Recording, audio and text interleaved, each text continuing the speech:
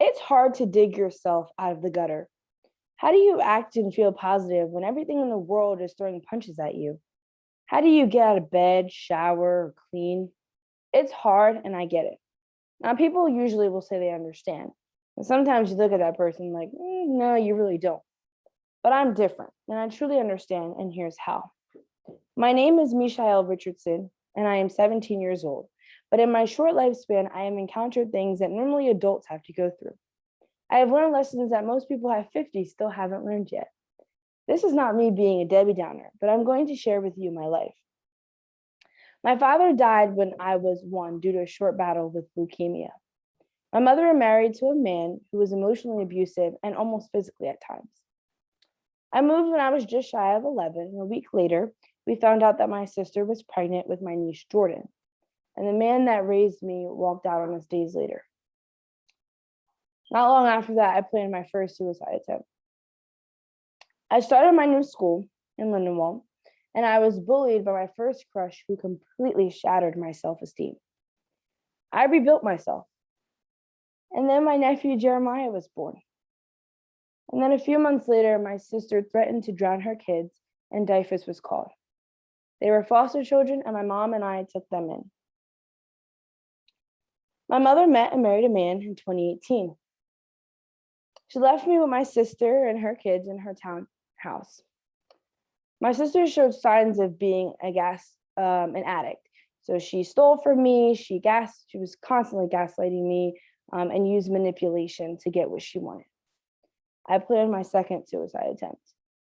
My sister stole from my new stepdad and gets kicked out. Today, I am one of the primary caretakers of the kids, not relishing in my teenage years. That was a lot, but that was probably one of the smallest ways I could break that down and have it make sense. Long story short, I developed depression and anxiety. I was suicidal. I had so many mood swings and practically lived in my high school's guidance office to get through the day. Now I stand before you today, still fragmented, but I am not broken, and I now have the strength to get out of bed and make it through the day without having a mental breakdown. So how can you make this you? How do you go from wanting to take your last breath to wanting to survive and blossom? Some might say medication, and trust me, I've been there. Between Prozac and a mood stabilizer mixed with therapy, that didn't work for me. Personally, I did 3 things. First, I had a spiritual awakening or a spiritual rebirth. I grew up in a strict Baptist household, and I won't lie, I felt very far away from the man upstairs. But one day, I didn't know what to do. I was so distraught, and I did the one thing my mom always told me to do, and that was to pray. So I did, and I dove back into reading my Bible, my devotionals, listening to gospel music, and constantly listening to sermons. I got saved, and it was the best thing that ever happened to me. I don't say all this to shove religion down your throat. I hate people who do that. But if you are a spiritual person and were raised in a very religious household and maybe fell off, it could be something to look into. Second, and now into the more interesting thing, positivity. And this sounds so cliche, but trust me when I say it works. I started by listening to cheerful music. I am a sucker for a good heartbreaking playlist, but I cut it out. I changed the background on my phone to positive quotes.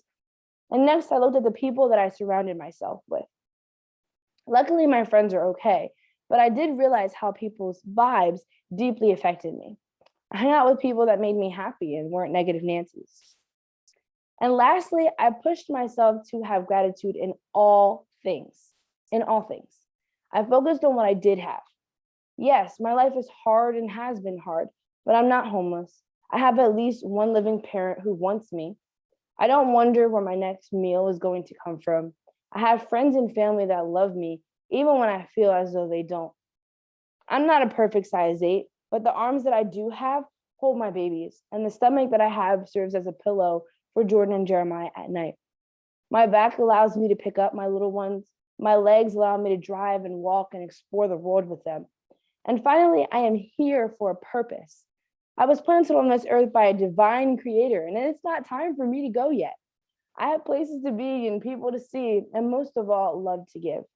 And so now I wake up every morning with gratitude for what I do have. I will be forever thankful, and I owe all my thanks to my Heavenly Father. And if I was able to do this, I promise you, you can too. I never said it was easy, and I fell on my face many times, but there is a light at the end of the tunnel, and that is how you go from adversity to gratitude.